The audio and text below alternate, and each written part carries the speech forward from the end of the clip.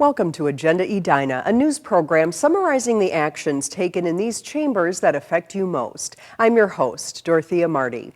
The holidays are behind us, but the sounds of wrapping paper being ripped off packages can be heard year-round at one Edina park. Reporter Kaylin Martin kicks off our broadcast with a story on one of the community's most unique venues for birthday parties. Jack's turning 6 and he has a winter birthday, so of course his birthday party is always a question. Where are we going to do it? What are we going to do? No matter the weather, Edina's Edinborough Park can make any party an outdoor event. You kind of feel like you're outside, yet you're inside. We're an indoor park, so we have 6,000 live plants and trees, and we are a year-round great party option. The unique facility offers birthday party packages for children of all ages. These include admission to one of the largest indoor play structures in the country, Adventure Peak. I think it's so neat because the kids have a chance to play, the parents have a chance to visit. Just so much for the kids to do between the gym and the play structure and stuff, so yeah. With over 1,200 parties a year, it's been very, very busy. Edinborough Park proves to be a good host year-round. We're gonna have some food and cake and ice cream and stuff, and have the kids open presents and just hang out. And it's a great opportunity for the families to have an affordable party, but in a really fun, exciting atmosphere. With Steve Christensen, I'm Kaylin Martin, Edina 16. Edinborough Park also hosts a variety of group outings and team parties. Trying economic times have had an impact on nearly everyone, including ice skaters. Due to budget cuts for 2010, city park officials have announced that the ice rink at Countryside Park, one of the city's 12 public rinks, will not be opened this year. I had also suggested the possibility of closing another rink that did have a hockey rink. And the council and the park board, I have to give them credit. They felt strongly that that was a service they didn't want to lose this winter, so I've had to find some other cuts in other parts of our operating budget for the coming year. Since mid-December, Edina's park maintenance staff members have been starting their work days at 4 a.m. to make ice for the city's 11 other ice skating rinks located at Arden, Cornelius School, Creek Valley, Highlands, Lewis, Normandale, Pamela, Strachauer, Todd, Walnut Ridge, and Weber Parks. All locations have warming houses and hockey rinks. Centennial Lakes Park also features a 10-acre lake groomed daily for skating. For an outdoor rink, Centennial Lakes is a top quality ice rink. We really enjoy the high quality of the ice here. Rinks are scheduled to remain open until February 15th, weather permitting. With ice skates and skis now a common sight around the community, it's clear winter has taken hold in Minnesota. With winter, of course, comes snow. Edina 16 Scott Denfeld shows us how the city is helping residents stay safe on the winter roadways. Snow. Love it or hate it, it's a part of life here in Edina. Fortunately, you'll find Don Dibble hard at work on those snowy days. Well, this will be my 20th year of plowing snow. Don is part of the City of Edina's street department. Street department, we have approximately 24 personnel in there. And they're the ones who make sure we can all get where we're going on those snowy days. The day of the storm, obviously, we're out trying to clean the streets up as soon as possible. It's fun to plow in the morning. It's good to get out early to beat the traffic, to get our red routes done, which are the main routes. But it's the satisfaction of a job well done that gets Don out of bed on those early mornings. Oh yeah, everybody enjoys doing a good job because our main point of the whole snow plowing operation is to have clean streets, curb to curb. Although Don has seen many changes in his 20 years, one thing that hasn't changed is the skill and safety involved with driving a snowplow. You know, even though we've got really quality trucks here and the technology has come along a long way in the last 20 years, it still takes a lot of concentration to drive a truck. We're concentrating on the controls, on the traffic, on the edge of the road, everything. Safety is everything. If a resident sees us coming, please back away, because the snow from our plows goes up into the yards quite a ways. You know, walk up into a driveway, give us a wave. We appreciate that. So, the next snowfall, take a moment to remember exactly where all that snow is going. It's nice to see the job you've done when you are done doing it. It's nice to see a clean city, and the residents appreciate it very much. For Edina 16, I'm Scott Denfeld. The city deploys 25 snow plows for roadways and 4 trackless plows for sidewalks each snowfall. Soon after the snow melts, another season will begin in Minnesota, road construction. The City Council recently approved roadway improvement projects in 2 Edina neighborhoods. West 70th Street between France Avenue and Highway 100 will be getting a facelift in 2010. As part of the reconstruction project, bike lanes will be added to both sides of the street, and a roundabout will be put in at the intersection of Valley View Road. The entrance to Christ Presbyterian Church will be relocated. The $3 million in improvements are the result of a comprehensive study, which included input from neighborhood residents, business representatives, and city officials. Really, traffic is the big concern here, and the one that we hope to manage and control the most to help improve the safety of people backing out of the street, people traveling along the street, and then also pedestrians traveling and crossing the street as well. The Pamela Park neighborhood will also see some street improvements, specifically on West 59th, 60th, and 61st Streets, and Kellogg, Oaklawn, and Brookview Avenues. Property owners will be assessed an estimated $9,000 per household to pay for the $3.1 million in improvements. Both projects are scheduled to begin in May. Coming up later in the program, a staple of the Edina Police Department has retired. But first, the city approves an outdoor amenity that art lovers and gardeners are sure to enjoy when we return.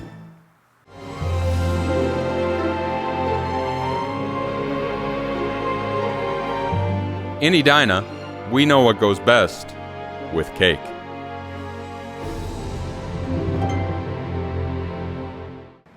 His name is Fred. Yeah, he's here about 4 months out of the year. The other patrons get to know him pretty well. But the guy totally thinks he's outside. Now, it is the largest, longest hitting golf dome in the Twin Cities, so I guess I could see where he's coming from. Maybe someone should tell him, though. Yes! Or maybe not.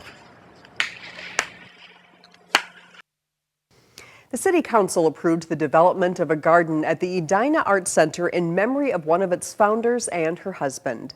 For more than a decade, Art Center staff has hoped to develop a garden on the east side of the facility immediately south of the gift shop. The proposed design calls for an open space courtyard planted with daylilies, hostas, low-maintenance grasses, and native wildflowers. A retaining wall would be built with a concrete sidewalk and ramp leading to a courtyard deck. A handcrafted fountain made by Art Center students would also be relocated to the garden.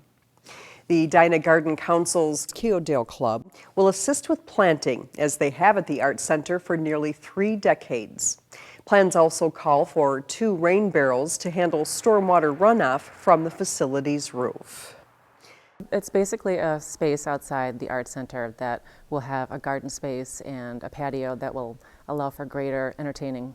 The project will cost approximately $30,000. To date, there is $21,000 available for the project, $10,000 from the city's capital budget, and $11,000 in donations. Contractors have agreed to phase in development of the proposed plans and complete only the parts which the Art Center has funds available to cover. Donations are being accepted at the Art Center. Completion is scheduled for June 1. The garden will be named the Greer Memorial Garden in honor of former Art Center director Pat Greer and her husband Bill, who served on the Edina Housing Foundation. A dedication ceremony will be held after the garden's completion. At its final meeting of 2009, the City Council approved the city's 2010 budget and levy. City expenditures for 2010 totaled just over $34 million, up 3% over 2009. City officials say the increase is due to debt service on bonds for the new Public Works facility, gymnasiums, and equipment. Tax levies will increase by $1,339,040, or 5.54%, to support the 2010 city budget. A park, transit hub, housing, community center, medical office building, hotel. What do you envision on the city's existing public works site? That's the question being asked by members of the Planning Commission and City Council who want residents to share their ideas in a small area planning process set for early spring. The Public Works Department is expected to move into its new facility and vacate the property at 5146 Eden Avenue in the summer. A small area plan process will begin in April to determine the future of the site. Members of the Planning Commission have developed an intensive month-long process that is typically part of a small area plan, and they say they are looking for community support. The Commission envisions a process led by members of the community with design direction provided by volunteer planning and design professionals who live in Edina. The process will include numerous meetings with the public. Members of the community advisory team might include representatives of various city commissions, residents, property owners, and business owners in the Grandview Heights area. There's a lot of different viewpoints on what the most appropriate use is, and the ability to get people together and explore all the possibilities seems to be a very good prelude for a decision at some point by the City Council. The process is scheduled to kick off April 8th with a public meeting at City Hall. In December, Police Chief Mike Satari announced he would be retiring from the Edina Police Department at the end of the year.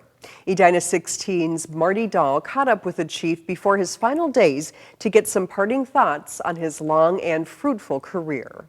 Edina Police Chief Mike Satari hasn't always worn a badge. Actually, I was in the grocery business for 6 years before I got in law enforcement. In fact, had fate not intervened, he may have instead been Mike Satari, local butcher. If things had worked out, I probably would still be in the grocery industry. I might be a meat cutter minus a few fingers. It wasn't until the store he worked for abruptly closed that the young meat cutter's apprentice decided to switch his attention from prime cuts to prime suspects. Now, after more than 30 years with the Edina Police Department, Chief Satari has retired. I enjoy working. I'm ready for a change after reporting to the same address for 31 years. After getting his degree in criminal justice, Satari worked a brief stint at the Hennepin County Jail before being offered a job as a dispatcher with the Edina PD in 1978. And after 5 short months, Satari was appointed to patrol officer. I was having the time of my life at the time. Active in traffic enforcement, Satari helped the department set records for DWI arrests and ticketing, and before long, he was promoted again, this time to sergeant. Here I am with 6 years on now, and I'm supervising a crew of officers with 20 to 25 years on. As sergeant, Satari helped set up Edina's emergency response team. In 1993, he was promoted to deputy chief, and in 1999 was sworn in as Edina's chief. Because it's a bit of a surprise when you finally get it. You are now the chief, and it's kind of, well, what do I do now? Fairness, professionalism. He never, in my experience, has ever asked a police officer to do something that he wasn't willing to do himself. City manager Gordon Hughes began his career with Edina just a few years before Satari and spoke only praise for his longtime co-worker. He, in my judgment, is the finest police officer in the state of Minnesota. As chief, Satari helped unify and promote the department. He recognized officers for their hard work, and most importantly, encouraged them to get involved with the community. They're not just robots out there writing tickets. While Satari says he is looking forward to life's future challenges, he knows he will also miss serving the residents of Edina. Because I've looked forward to coming to work almost every morning. For Edina 16, I'm Marty Dahl. Satari has recently begun working what he calls a retirement job for the state of Minnesota's School Safety Center in St. Paul. Officer Jeff Long was promoted from deputy chief to chief upon Satari's retirement. Make sure to tune in to Agenda Edina next month when we will interview the new police chief. Before we go, we want to highlight some of the many upcoming events in our community.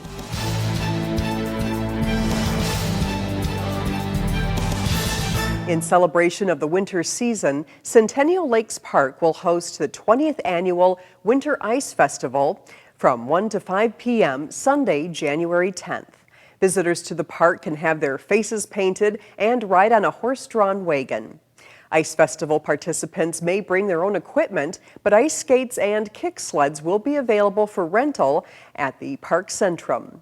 Ice sculpting demonstrations will also be given behind the Centrum on the terrace overlooking the lake. The faculty exhibit opens January 14th at the Edina Arts Center. The show continues through early February. City Hall will be closed Monday, January 18th in observance of Martin Luther King Jr. Day. Gather your family and neighbors for a night of free old-fashioned winter fun at Winter Neighborhood Night Out, Friday, January 22nd. Snowshoeing, Quincy building, ice skating, and more will be offered at Normandale, Pamela, and Weber Parks. We hope you stay warm and enjoy these fun community events. Thanks for watching this month's episode of Agenda Edina. I'm your host, Dorothea Marty.